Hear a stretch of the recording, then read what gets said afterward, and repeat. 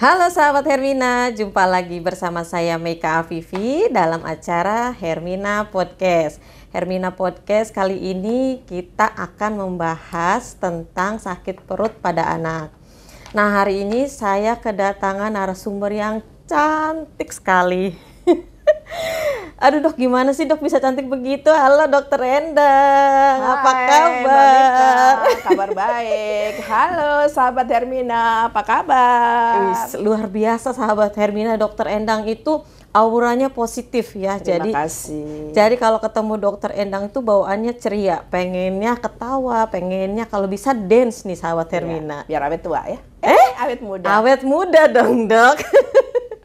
Dokter, sebelum kita bertanya-tanya tentang sakit perut pada anak, apa sih dok resepnya bisa cantik dan awet muda? Kita out of the box nih dok. Kayaknya positive thinking ya. Wis, mantap. Semua dihadapi dengan senyum. Hebat dokter. Semua masalah pasti kalau kita tenang dan dihadapi dengan semua, ada aja nanti penyelesaiannya. Cakep dok. Nah harus begitu ya dok ya. Kalau nggak jelas baru kita konsul yang lebih dari kita apapun masalahnya. Iya betul dok. Jadi prinsipnya kita harus positive thinking ya dokter ya. Nah itu sekelumit. Sedikit pembukaan untuk membahas yang lebih serius ya dok ya. Berkaitan dengan profesi dokter sebagai dokter anak ya dok. Dokter, ini kan banyak sekali nih, mungkin yang banyak yang datang nih ke tempat praktek dokter ya, anak-anak tentunya. Nah, itu kan mereka tuh banyak keluhannya sakit perut gitu ya dok ya. Nah, mengapa sih dok kalau anak kecil itu sering banget ngalamin nyeri pada perut gitu dok? Ya, jadi kalau sakit perut pada anak, itu anaknya nggak enak, orang tuanya lebih-lebih lagi ya. Enak ya dok ya. Anaknya senep, orang tuanya senep banget lagi ya. Jadi kalau sakit perut pada anak sekarang ini kan makanannya sama kita ya. Iya, junk betul, food segala macam, makanan yang tidak healthy gitu. Ya. Healthy gitu. Jadi gayanya itu loh dokter Endang itu. Jadi kalau sakit perut itu harus dibedakan. Ini masalah bedah atau masalah non bedah. Ini masalah di dalam pencernaan atau di luar pencernaan. Jadi pertanyaannya mesti panjang, lebar, luas, dan keliling ke orang tuanya ini. Jadi ini kita harus pilihkan ini kemana ini. Walaupun kelainan anatomi itu cuma 30%, kebanyakan sih karena faktor fungsional. Tapi gitu. Pertanyaannya harus lebih banyak lagi. Ini masalah yang serius yang harus konsul ke bedah atau masalah hanya sakit perut aja atau masalah yang dalam pencernaan. Jadi kita mesti tanya lebih jelas ke orang tuanya dengan anamnesis yang lengkap dan pemeriksaan fisik yang lengkap. Iya gitu. Betul. Betul loh itu. Jadi, pemirsa. Sakit perut itu mahal luas penyebabnya. Mahal luas. Saya jadi ikut-ikutan ini Hermina. Sahabat Hermina. Mahal luas ya dok ya. Nah, apakah bahaya dokter jika sering sakit perut nih anak-anak? Nah, kita kembali ke penyebabnya. Sakit perut tentunya nggak enak dong. Bahaya atau nggak bahaya tetap nggak enak kan di awal. Betul. Pasti anak akan ada gangguan yang lain. Pasti dia nggak mau makan, akhirnya mengganggu pertumbuhan dia. Jadi kalau sakit perut ya harus dikonsulkan. Ini bahaya atau nggak bahaya. Kalau bisa diselesaikan dalam waktu cepat, singkat, dan sesingkat-singkatnya ya lebih baik kita terapi lebih awal. Jadi jangan dibiarin, dia hobinya emang sakit perut kok. Ya nggak enak kali. Gitu juga ya sakit dok perut ya. itu nggak enak banget. Pasti mempengaruhi yang lain. Ya lebih baik kita cari, kita iniin dari awal apa sih penyebabnya. Kalau anaknya sakit perut gimana bisa senyum manis? Iya susah, tentunya. Senep kan? Iya betul dok. Jadi kalau sakit perut itu jangan disepelekan karena anak kecil itu kan tidak semua dia mengeluhkannya dengan cara bicara ya dok ya. Mah saya sakit perut, Bu saya sakit perut, kan nggak gitu ya dok itu ya. Bapaknya yang bisa. Kalau anaknya paling bisa menangis. Dia nggak tahu ini sakit perut atau apa, atau rasa nggak enak, tahu-tahu dia nggak mau makan atau muntah, ya kan? Jadi nggak bisa mengutarakan dengan jelas dan gamblang, aku sakit perut nih, nggak enak perut gue. Kalau dia udah bisa ngomong, bisa mengklarifikasi. Tapi kalau anak-anak yang di bawah 2 tahun misalnya ya, dia taunya gini doang, ya kan, pegang perutnya betul, aja. Pegang perutnya aja ya dok ya. Nah sahabat Hermina, Dokter Endang Purwati ini beliau adalah dokter dokter spesialis anak konsultan gastrohepatologi. Jadi makanya kita membahasnya tentang pencernaan, perperutan. Jadi kita akan membahas kupas tuntas meskipun cuma sedikit ya dok ya. Nanti info lebih lanjutnya bisa menghubungi dokter Endang yang cantik jelita. Terima kasih. Dokter, kita lanjut lagi ya dok ya. Pertanyaan selanjutnya nih dok. Apa sih dok penyebab sakit perut pada anak dan bagaimana cara mengatasinya? Ya, kembali lagi kita mesti menganalisis dengan jelas ini karena di pencernaannya atau di luar pencernaannya. Karena di dalam pencernaannya banyak faktor yang bisa menyebabkan dia sakit perut. Di luar pencernaan juga bisa, misalnya infeksi ginjal, infeksi saluran kencing, atau ada infeksi yang lain tapi sign-nya dia seperti sakit perut, atau dia bisa TBC usus. Oh, bisa. Sekarang lagi musim, nggak musim sih, beberapa kali saya pertemukan dia sakit perut tapi penyebabnya adalah TBC usus. Oh, begitu. Jadi nggak di paru-paru aja TBC, di usus juga bisa. Keluhannya sakit perut. Infeksi saluran kencing, keluhannya sakit perut. Kalau di dalam pencernaan sendiri susah BAB juga sakit perut. Ya dok ya. Radang lambung sakit perut. Iya. Sakit hati sakit perut tentunya, sakit dari hati turun ke perut ya dok ya. Sakit perut juga. Jadi faktornya banyak. Penyebabnya banyak ya dok ya. Sakit perut itu pasti penyebabnya harus dicari sampai penyebabnya mana. Yang tadi dokter bilang apa, muter-muter dulu harus cari sampai ketemu ya dok ya.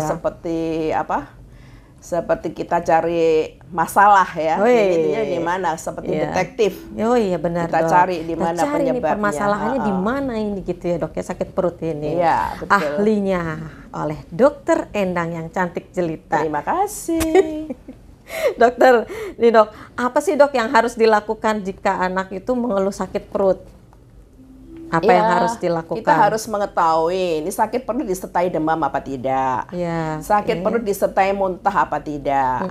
Sakit perut disertai misalnya dia nggak bisa BAB. Itu suatu sakit perut yang dengan tanda petik atau kegawatan. Kalau dia nggak bisa BAB, dia sakit perut, ya mungkin ada faktor ke arah bedah, ya kan. Misalnya dia sakit perut karena radang lambung, mungkin karena habis makan sesuatu, jadi obatnya tergantung penyebab. Jadi nggak bisa digebyah-uyah obatnya satu, apapun sakitnya, apa parastamol menyelesaikan, tidak bisa. Tidak bisa begitu ya dok? Tidak bisa begitu. Jadi obatnya ya kita cari penyebabnya apa. Kalau udah ketemu, baru itu penyebabnya. Jadi nggak bisa dicoba-coba. Buat anak kok dicoba-coba. Aduh, jadi kayak iklan ini dok. Tidak bisa menyebutkan gitu iklannya. Jangan sahabat Hermina. Jadi bisa beliin obat di warung untuk sakit perut, ya nggak bisa. Kita mesti cari penyebabnya apa. Jadi pokoknya harus tahu penyebabnya itu apa. Harus cari sampai dapat supaya terapinya juga dapat diberikan sesuai ya dok ya. Betul. Oke dok. Nah kalau misalnya sampai demam itu gitu dok, sakit perut sampai demam gitu, kenapa ya dok ya? Ya, kalau sakit perut sampai demam juga harus hati-hati. Harus segera dikonsulkan ke dokter. Mungkin ada faktor infeksi, atau ada faktor seperti usus buntu, dia akan panas, atau ada penyakit-penyakit yang lain. Jadi kalau disertai dengan panas, harus segera dikonsulkan ke dokter. Ke dokter ya dok ya. Kita bersama-sama mencari dan mengobati. Nanti kita bisa tahu apakah harus cek lab kah atau apa gitu ya dokter kalau ya. Udah dengan panas itu udah tanda petik nggak bisa disepelekan. Harus segera dikonsulkan. Harus segera konsulkan ke dokter anak khusus gastrohepatologi dengan dokter Endang Purwati. Mami Cetar Membahana. Kita sebut tadi seperti itu. Terima kasih. Dokter, pertanyaan terakhir, sebenarnya banyak banget dok pertanyaannya tentang sakit perut itu hal umum tapi perlu diketahui gitu ya dok ya oleh masyarakat awam ya dok. Kalau kita kan yang sebagai misalnya di rumah sakit gitu kan, kita tahu pertolongannya apa karena dekat dengan tenaga medis gitu ya dok.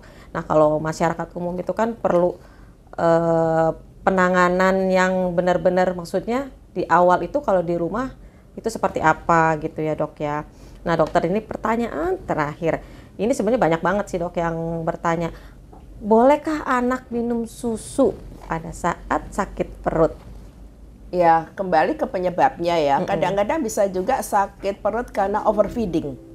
Overfeeding Iya, bisa karena dok ya? kebanyakan susu. Oh iya, Kebanyakan benar-benar susu akhirnya nggak tercerna, timbul busuk di dalam, dia akan sakit perut. Oke. Jadi kembali lagi penyebabnya apa? Iya, Tapi oke. memang ya kalau di atas 1 tahun yang utama ya tidak susu lagi. Iya, Bangkrut oke. nanti bapaknya. Iya, jangan dong, Dok. Jangan. Yang utama adalah makan. Makan itu harus, Kecuali jangan di bawah susu. 6 bulan. Yang Iya. utama adalah ASI. Wah, Ya. mantap. ASI loh, Ya, gitu. jadi kebanyakan atau tidak kita gali lagi. Oh, iya. Benar-benar kebanyakan susu apa tidak. Kan kebutuhan anak itu 4 sehat itu adalah karbohidrat, protein, lemak, mineral. Oke. Di atas MPASI itu di atas 6 bulan diberikan itu susu tambahan. Di atas 1 tahun yang utama juga itu. Susu itu hanya tambahan. Susu hanya tambahan, Jadi nggak ya, boleh Dok, ya? banyak-banyak sebenarnya. Oke. Dia hanya yang dibutuhkan adalah kalsium kalau di atas 1 tahun. Oke. Gitu. Jadi ya harus dibatasi. Yang utama adalah makan.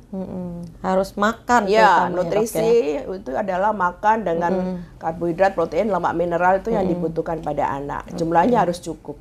Bukan susu yang Bukan harus banyak. susu. Iya. Tapi kalau misalnya nih dok, seandainya nih anaknya ngerengek nih, misalnya kan dia kan gelisah gitu, sakit perut Iya. gitu, lagi nggak enak badan gitu, kita kasih makan menolak terus ngerengek minta susu gitu. Apakah kita boleh berikan tapi dalam jumlah sedikit atau mending nggak usah Ya. sama sekali dok? Ya boleh aja diberikan, tapi kan sebaiknya kalau orang tua itu sayang sama anak, dia harus tega. Iya betul. Kalau dia nggak tega berarti dia nggak sayang. Iya harus tega Karena ya. yang utama dia, yang dibutuhkan dia itu kita harus memberitahu dia. Yang dibutuhkan oleh kamu itu adalah ini. Jadi dia nggak bisa ngatur kita. Kita Iya, harus bisa betul. memberikan yang terbaik pada dia. Iya, Kalau betul. kita sayang. Kalau kita sayang ya dok. Iya. Jadi harus tega sebetulnya sahabat Hermina. Jadi kadang kasihan mbak, kasihan dokter masa nggak dikasih. Gitu. Ya, kalau kebanyakan susu akhirnya dia nggak mau makan. Malah jadi nggak mau makan ya Iya, dok ya, karena padahal kebanyakan yang utama susu. adalah makan. Makanan seharusnya. Jadi jangan salah kaprah nih sahabat Iya. Hermina. Ternyata bukan susu yang harus diberikan gitu. Tapi utamakan makanan dulu ya dokter Ya, ya. lihat usianya. Oke. Kalau di bawah 6 bulan ya utama susu, dia tidak makan. Tapi sebaiknya ASI. Sebaiknya ASI. Nah, Tidak di boleh atas susu itu formula yang utama gitu dok. adalah makan. Tidak boleh susu formula maksudnya dok. Kalau ada masalah di ASI-nya, boleh dong kita berikan. Bukan Kan susu nggak ada yang formula. lain, nggak boleh tajin, nggak Iya, boleh iya. air, nggak boleh air madu, Tajin nih, nggak jadi- boleh dimadu pada anak-anak Oh, kan, makanya. tidak boleh dimadu Jadi ini. sebaiknya ASI ya, di bawah 6 bulan ASI, setelah itu adalah makanan tambahan. Ya. Iya, oke. Waduh, luar biasa Dokter Endang. Penjelasannya, kasih. pertanyaannya sebenarnya pertanyaan umum, tapi penjelasannya itu luas sekali sahabat Hermina dan ngena banget gitu dok. Ya, dan Yang dalam mesti digali. dalam Mesti gitu ya dok. digali. Sampai ke dalam. Jadi kalau ada bor pakai bor ya Ya, dok ya. Padahal pertanyaannya itu pertanyaan awam gitu ya, pertanyaan yang harusnya jawabnya cuma sedikit gitu ya. Tapi Dokter Endang tuh menjelaskannya luas gitu. Itulah Dokter Endang Purwati. Kita kasih aplaus dulu sahabat Hermina. Makasih. Meskipun kita sendiri, kita berdua ya dok ya, Ya. tapi rame ada 1000 yang aplaus. Terima kasih banyak Dokter Endang Sama-sama, untuk waktunya. semoga berguna. Bermanfaat sekali sharingnya hari ini, luar biasa dengan kecetaranya Dokter Endang itu, dengan ilmunya Dokter Endang yang sangat luar biasa membagi ke sahabat Hermina semuanya. Terima kasih dokter. Sama-sama, semoga berguna. Sampai berjumpa lagi. Sampai berjumpa lagi dokter. Ikuti terus Hermina Podcast selanjutnya untuk mendapatkan informasi kesehatan lainnya. Selamat sore, sampai jumpa. Assalamualaikum warahmatullahi wabarakatuh. Terima kasih.